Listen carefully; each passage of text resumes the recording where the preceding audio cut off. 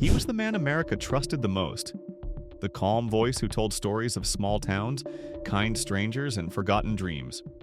For decades, Charles Kuralt reminded the nation that goodness still existed, that truth could still be found on the open road. But behind that warm smile and gentle voice lived a secret so deep it would unravel everything he ever stood for. For 29 years, while millions believed in his honesty, he was living two lives.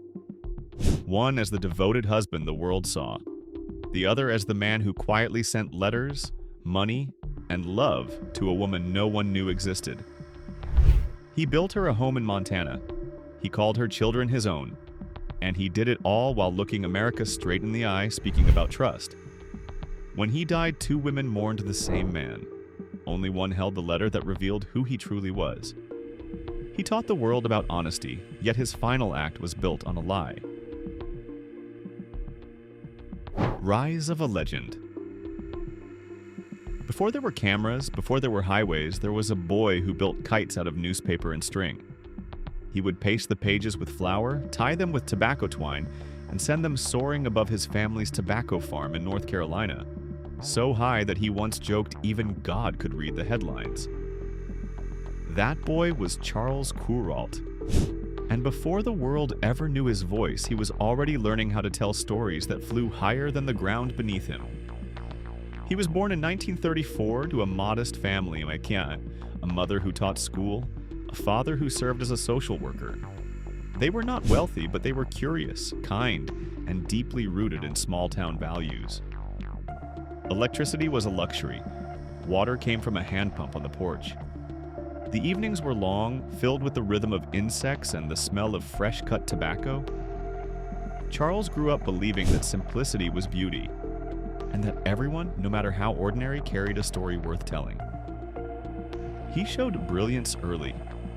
At just 14, he began speaking on a local Charlotte radio station, announcing baseball games with a calm authority that made listeners forget his age. The town's adults would tune in just to hear the boy who sounded like a man. That same year, he entered a national speech contest called The Voice of Democracy, and won.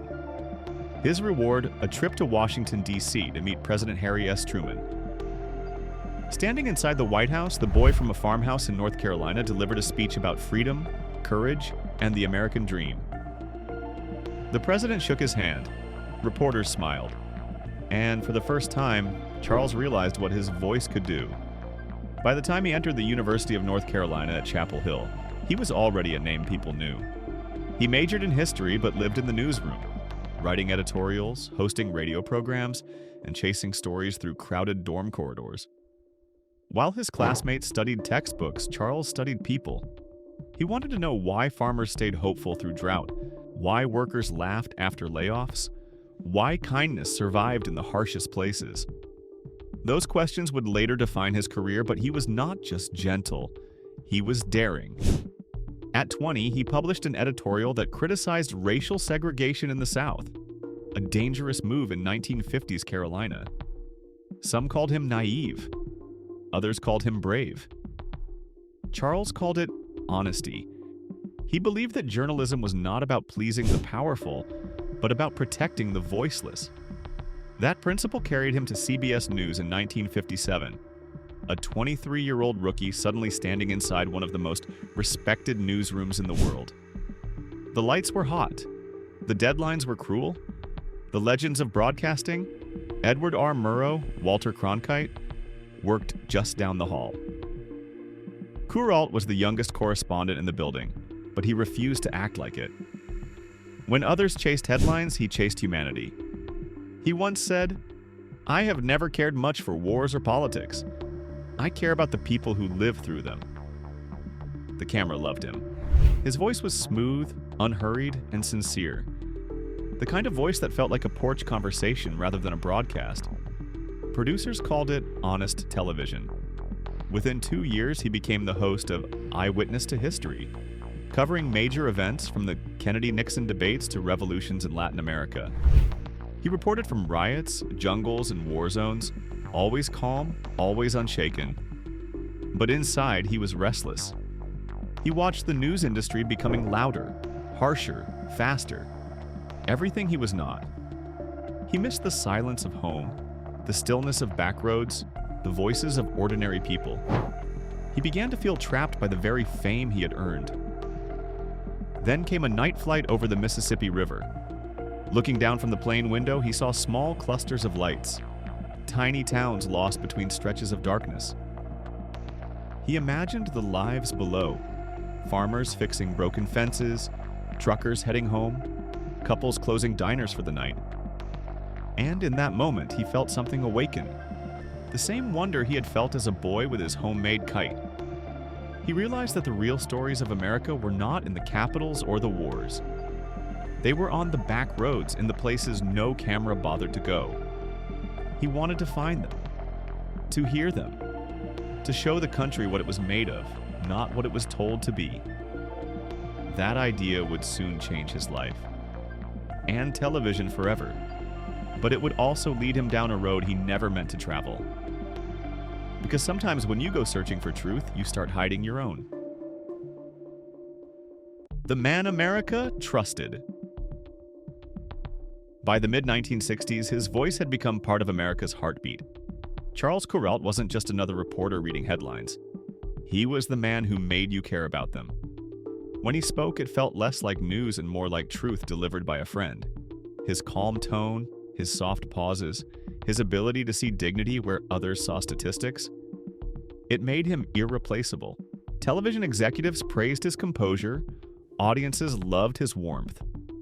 In living rooms across the country, families tuned in not just to learn but to feel. And at the center of that comfort sat one man with a tired smile and a notebook full of names most people had forgotten. He had covered presidents, wars, and protests, but the stories that haunted him weren't about power. They were about people. He remembered the barefoot children in Alabama, the farmers in dust-stained hats, the nurses laughing through night shifts. Every time he returned to the studio, he felt more disconnected from the world he reported on. He once told a colleague, "The trouble with television is that we only see what explodes. I want to see what endures." In 1967, exhausted by the noise of breaking news, he made a proposal that sounded absurd. He told his CBS bosses he wanted to get off the front lines and take a small crew into the quiet corners of America. No schedule, no script, no agenda. He wanted to travel until he found something worth stopping for. At first, the network laughed. The idea seemed slow, sentimental, almost foolish. But one executive finally said yes, on one condition: keep the budget small. That single decision gave birth to one of the most beloved series in broadcast history. On the Road. The first trip was simple: a rented motorhome, 2 men, 1 map, and no plan. They slept in parking lots, ate sandwiches over film reels, and followed curiosity like a compass. They found a maple syrup maker in Vermont, a school teacher who had taught for 50 years, and a farmer who played the violin to his cows.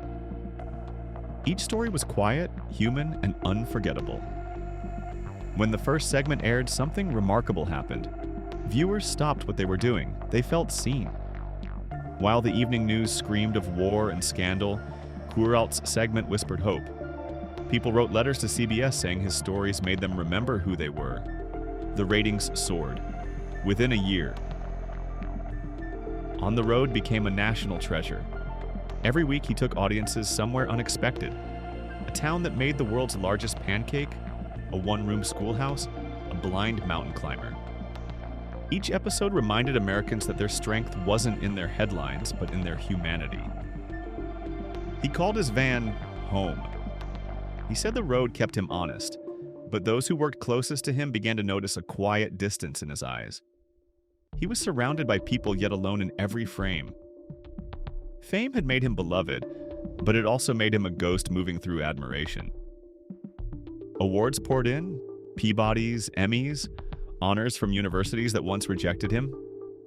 He was called the nation's traveling philosopher.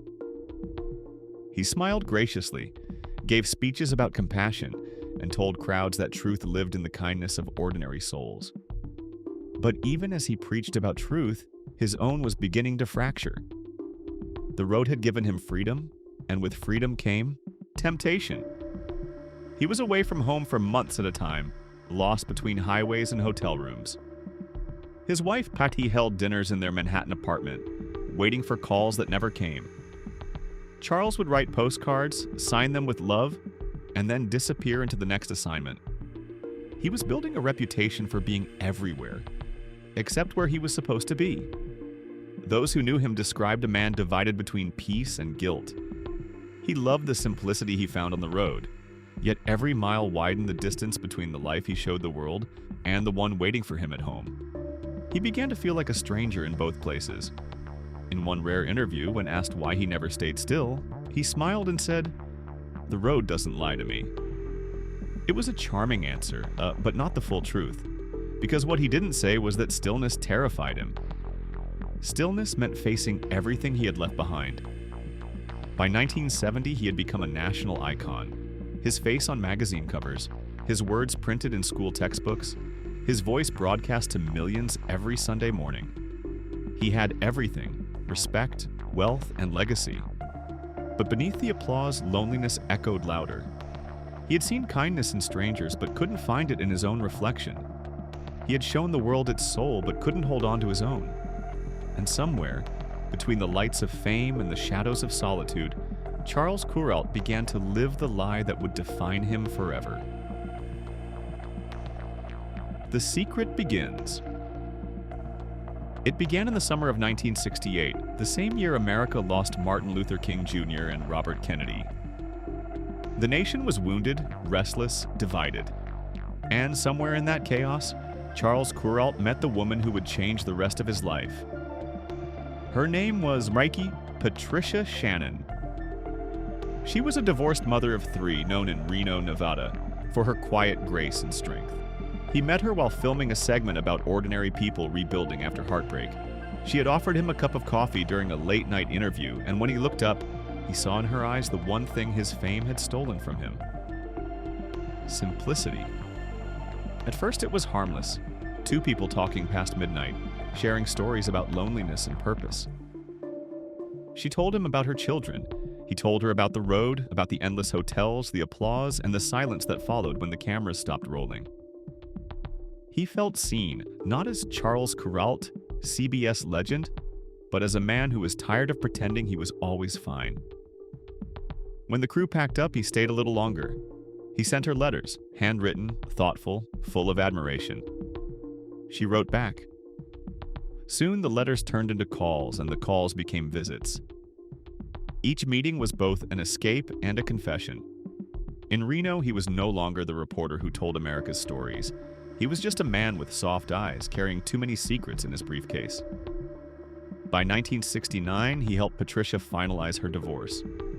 He paid her moving expenses, sent gifts to her children, and promised to help her start fresh. To everyone else, it was just another act of generosity, the same kindness that had made him famous. But this kindness had a heartbeat. That same year, he began sending her money every month. Not a few dollars, but thousands. Enough to change her life. He told her to buy land in Montana, a place he had visited once and called Heaven on Earth. She did. He built her a cabin there. Small, wooden, surrounded by pine trees and silence. He told his wife it was for fishing trips. He told Patricia it was for them. Every September, he vanished from New York for weeks, telling CBS he was chasing stories. In truth, he was chasing peace. Patricia would wait at the small airport, her youngest child holding a hand-painted sign that read, "Welcome home, Pop." He laughed the first time he saw it, tears in his eyes. He had no idea that one word, "Pop," would one day be repeated in a courtroom. For the next 2 decades, that cabin became his sanctuary. He chopped wood, cooked breakfast, read newspapers by the river. He taught Patricia's son to drive, sent her daughter to college, and signed his letters like a father. To the world, he was a journalist who told America about kindness. To her, he was kindness itself, but even paradise carried guilt. Every time he returned to Manhattan, the contrast was unbearable. He'd walk into the apartment he shared with Petey, the loyal wife who organized his parties, handled his mail, and smiled beside him at award shows, and feel like an intruder in his own home. She believed he was busy. He believed he was forgiven. He became a master of timing. 2 calendars, 2 phone numbers, 2 lives perfectly synchronized like an orchestra only he could conduct. The motorhome became his alibi. CBS paid for the fuel, deception paid for the rest. He learned to compartmentalize everything: love, guilt, family, faith. When he was with Patricia, he spoke about sunsets and stories yet to be told. When he was with Bétier, he spoke about ratings and scripts. One life fed his heart. The other fed his legend.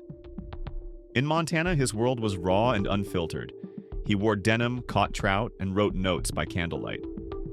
He told Patricia, "This is the life I was meant to live." And for a while, he believed it. But in New York, he was still Charles Kuralt, the man America trusted. He sat before cameras telling stories about integrity, about love, about small towns where people still believed in honesty. Millions listened. Millions admired. And yet, every word he spoke about truth carved a deeper scar inside him. There were close calls. Once, a coworker found a photograph of the Montana cabin in his suitcase. He smiled and said it was just a story location. Another time, Petey asked why he always kept the same weekend free in September. He said it was for fishing, a promise he had no choice but to keep. The guilt became part of his routine, like brushing his teeth before bed. It no longer shocked him, it just existed. Silent, constant, loyal.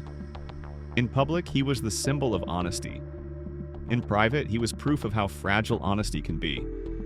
The man who showed the world how to find peace on the open road had found his peace in a lie that was beginning to feel like love. Living 2 lives. By the mid-1970s, Charles Kuralt was no longer just a reporter. He was an institution. His face appeared in living rooms every Sunday morning.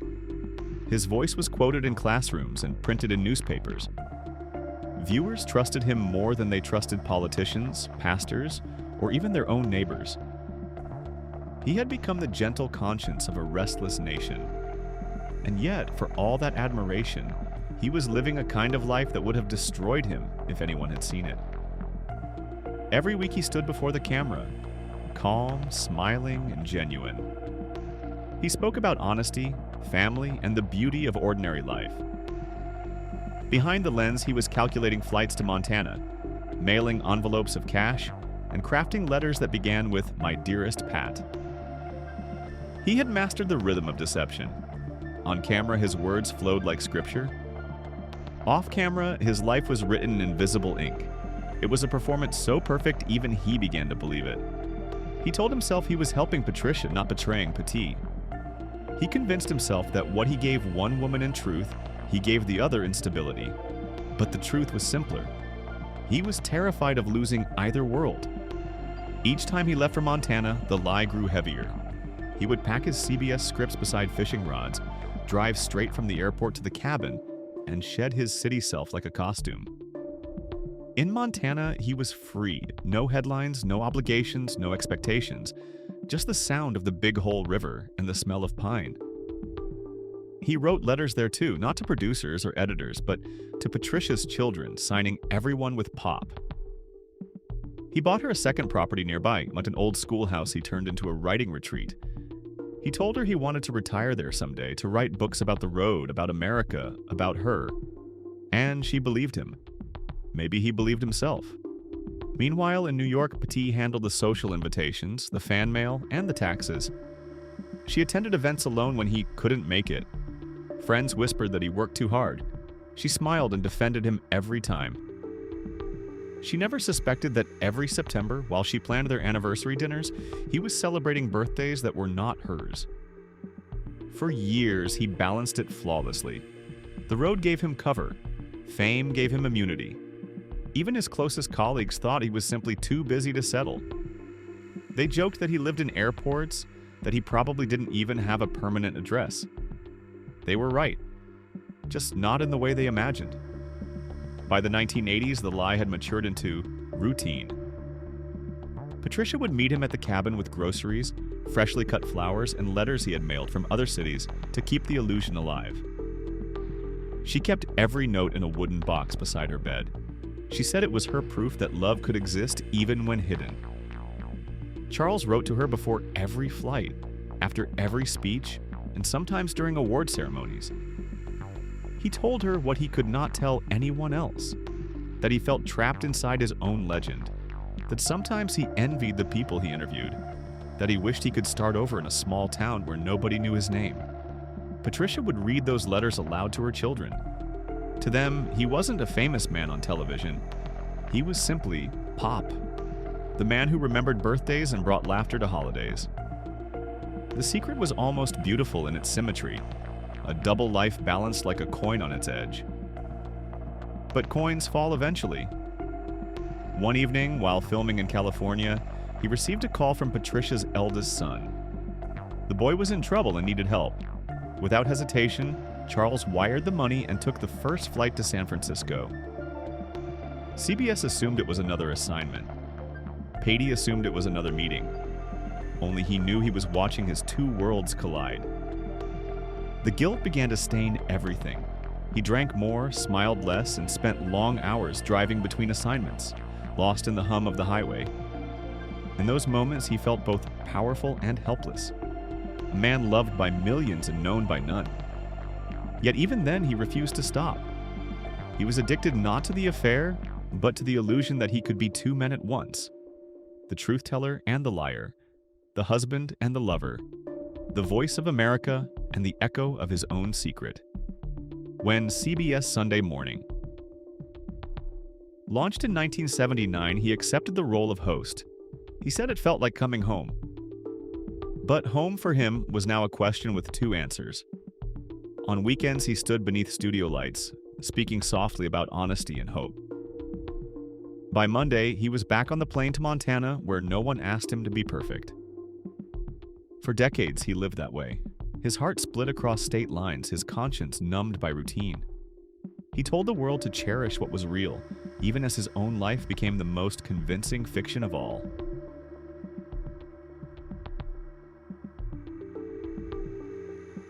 The final letter. By the mid-1990s, time had finally begun to collect its debt. Charles Kuralt, once the tireless traveler, was slowing down. The roads that had once healed him now exhausted him.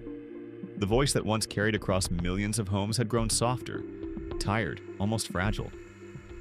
He had spent decades running from silence, but silence had found him at last, in a New York hospital room surrounded by monitors instead of maps. Doctors said it was lupus. He called it the toll of too many goodbyes. The man who had always known what to say now found himself unable to speak.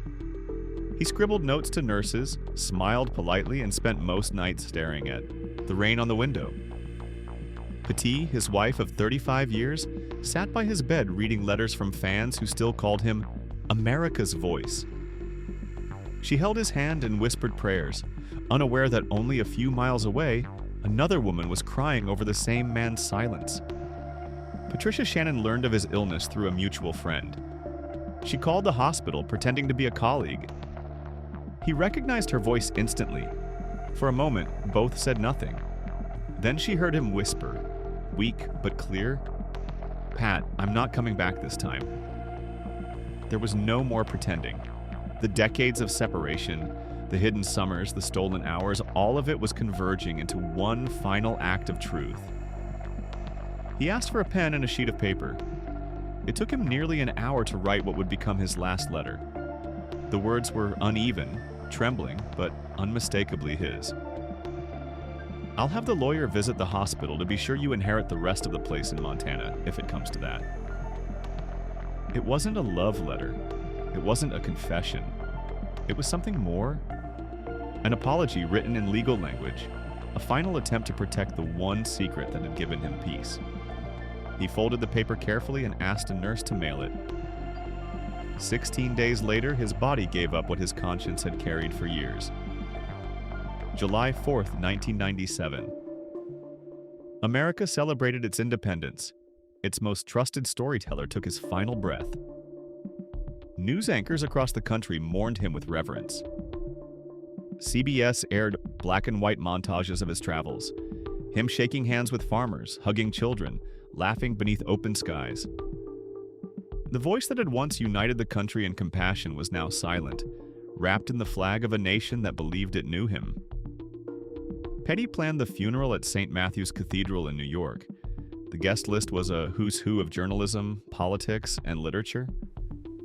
She chose his favorite hymn, Amazing Grace, and asked the choir to keep it gentle. To the public, it was the perfect farewell, the final chapter of a good man's life. But 2,000 miles away, in that quiet Montana cabin, another woman received an envelope stamped with his handwriting. When she opened it, the world she had hidden for nearly 30 years came flooding back. The letter wasn't just a gift, it was proof.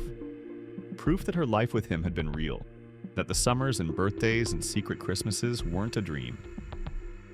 She pressed the paper to her lips and wept, not out of greed, but out of love that would never again be spoken aloud. That night, she lit a candle by the window.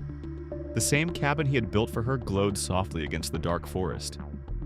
The wind moved through the trees like a whisper. The same sound she had heard every September when his plane landed, when his laughter filled the porch. For her, the letter was a promise. For his wife, it was a storm waiting to break.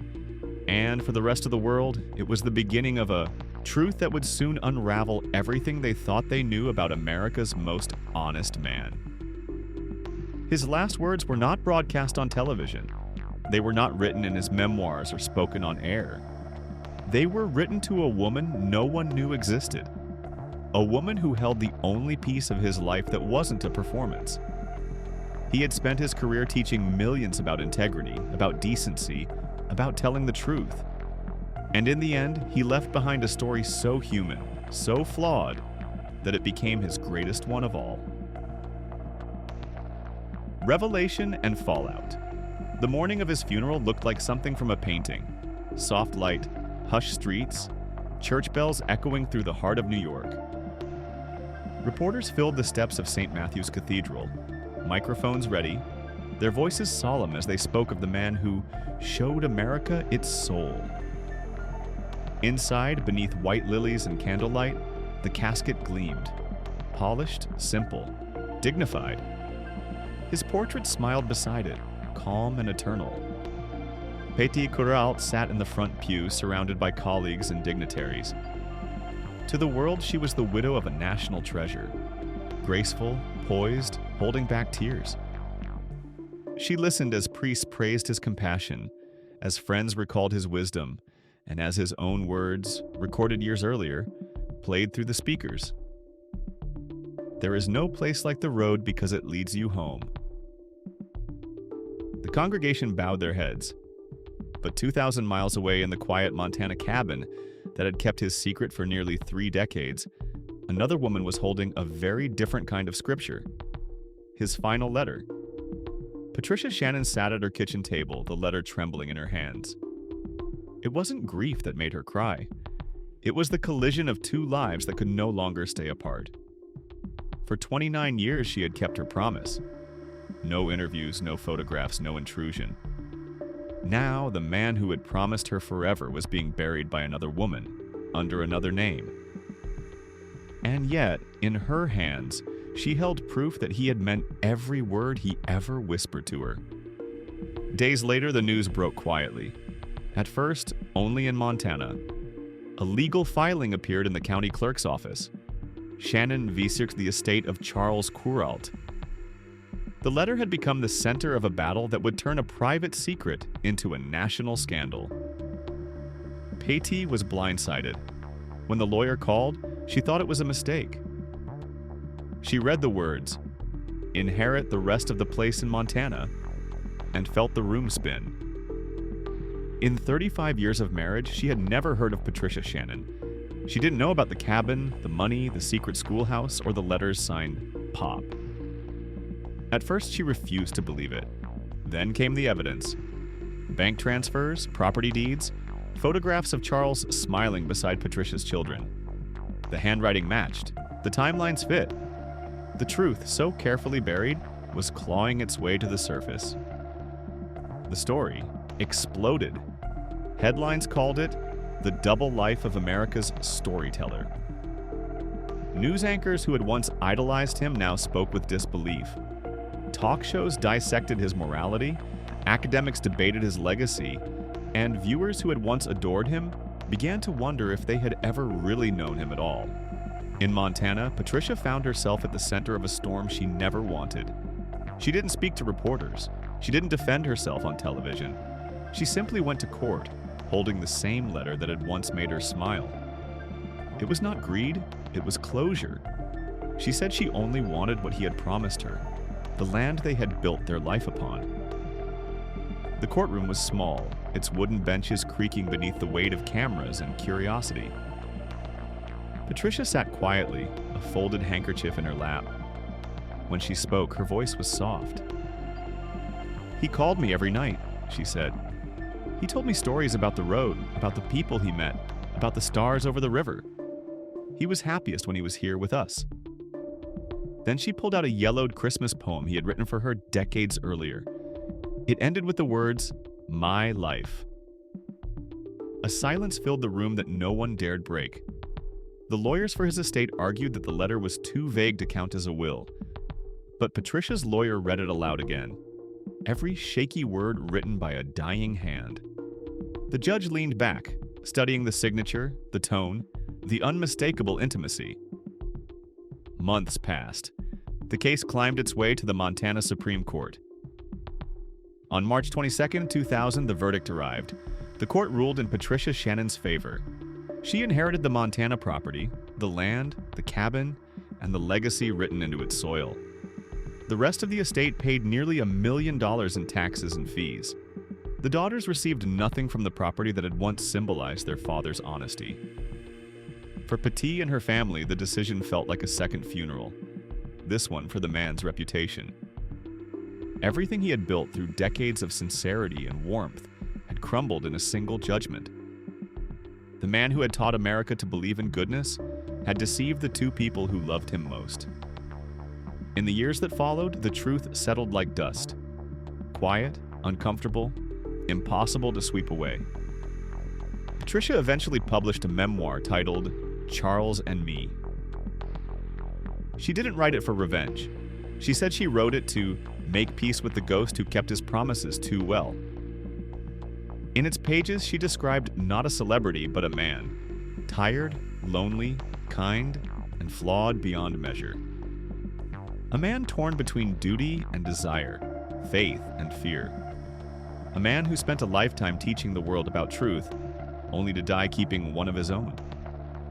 The cameras moved on, the headlines faded, but the question remained, what does it mean to be honest when the world rewards your lies more than your truth?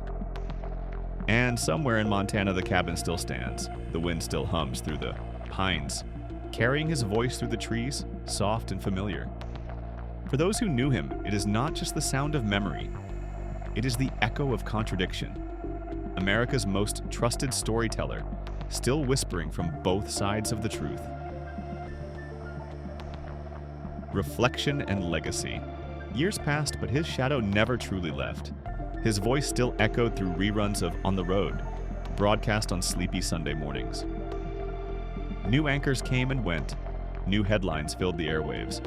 But when his familiar tone returned, slow, gentle, timeless, something stirred in people. It was nostalgia, yes, but also something heavier. Confusion. How could the man who spoke so beautifully about honesty live a life built on secrecy? How could the same voice that celebrated the simplest joys hide such complicated truths? Historians, journalists, and students debated him endlessly. Some said he was a hypocrite, a man who preached sincerity but practiced deceit. Others argued he was simply human, someone who gave the world everything and kept a small corner of happiness for himself. But the truth, like the stories he loved, refused to fit into one box. His Montana cabin became something of a myth. Travelers who found it said it felt haunted, not by ghosts, but by emotion. Inside were the traces of both lives: old photographs, fishing rods, a shelf of books inscribed, "To Charles, with love." On the desk, a faded notebook lay open, filled with unfinished thoughts. One line read, "The hardest story to tell is your own." Petit never spoke publicly again about the other woman. She lived quietly, tending to her memories instead of her anger. For all the betrayal she endured, she still defended his brilliance. "He made people kinder," she told a friend once. "That part was real." It was her final act of grace, forgiving the man the world had already judged. Patricia, too, withdrew from the public eye after her memoir. In her last interview, she said, "He lived 2 lives, yes, but both of them loved." Her words lingered in the air, not as justification, but as resignation. A reminder that truth and compassion rarely walk the same path. When CBS aired a 20th anniversary tribute to On the Road, they used his old recordings. The laughter, the sighs, the questions that made strangers open up. The montage ended with him sitting by a river, notebook in hand, the water reflecting the sky. His voice came through one last time. "If you want to know America, don't look up at the skyscrapers, look down the dirt roads." Millions of viewers watched in silence. For a moment, no one cared about the scandal or the secrets or the lies. They remembered the comfort his stories had brought them when the world felt cold. And perhaps that was the truest thing he ever gave. Because legacies are not built from perfection, they're built from contradiction. Charles Kuralt's story was proof of that.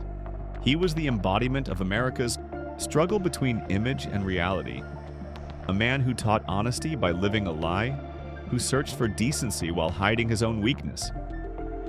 And maybe that is why people still remember him.